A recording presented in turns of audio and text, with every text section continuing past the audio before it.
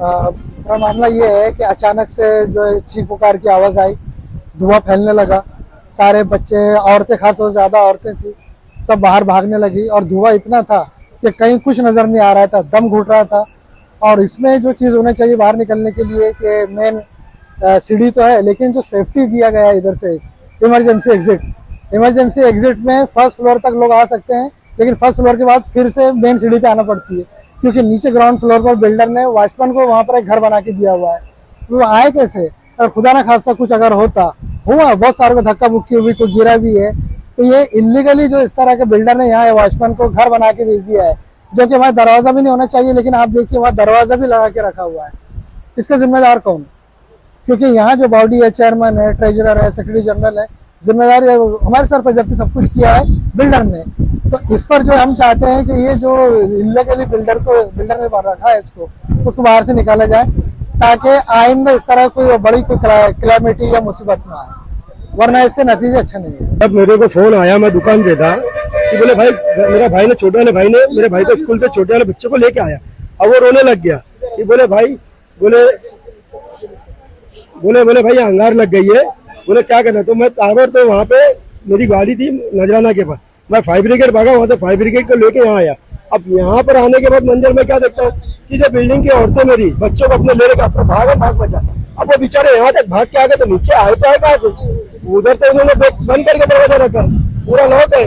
हम लोग ने आके देखे तो ये पहली फुटेज हम लोग हाथ तक बुझा दिए। बुझाने का हमने पहले एक्शन ये लिए, जो घर का जितना भी वॉचमैन का घर था वो खाली करके हम उसको शिफ्टिंग बाजू में दे रहे। ये फायर एग्जिट हम लोग खाली करने के लिए, जो बिल्डिंग एक लीगलाइज बनती है उसमें फायर एग्जिट नहीं होता है, वो आप देखो कि ओपन रहता है, तो ये उसको भी हम ओपन करने जा रहे हैं।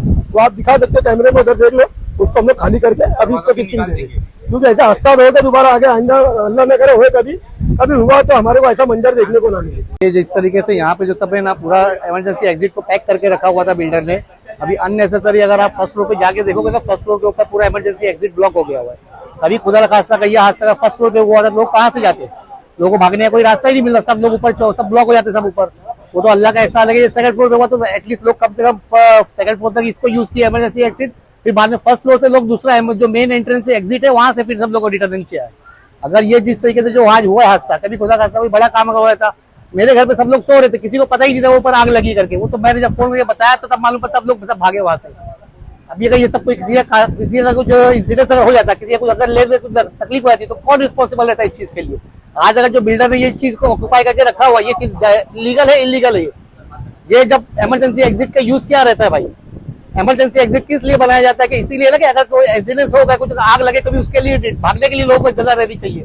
अगर उसको ऐसे ऑक्यूपाई कर लेंगे, उसके जो देना चाहिए था उसको वॉचमैन को, तो वो वॉचमैन के लिए वो रूम इन्होंने पैक कर दिया हुआ है पूरा, उसको रेंट पे चढ़ा रखा हुआ है, रेंट खा रहे हैं, उनको रेंट की पड़ी हुई है, अपने किसी की जान की पड़ी ही नहीं है उनको। इस तरीके से काम करते हैं क्या बिल्डर का लीगल बना के रखे बिल्डिंग, तो बिल्डिंग को ऐसे ऑक्यूपाई करते क्या? आग का रीजन अभी पता नहीं है, अभी वो पंचनामा होगा तो मालूम पड़ेगा कि आग किस लिए लगी है, कैसे लगी है।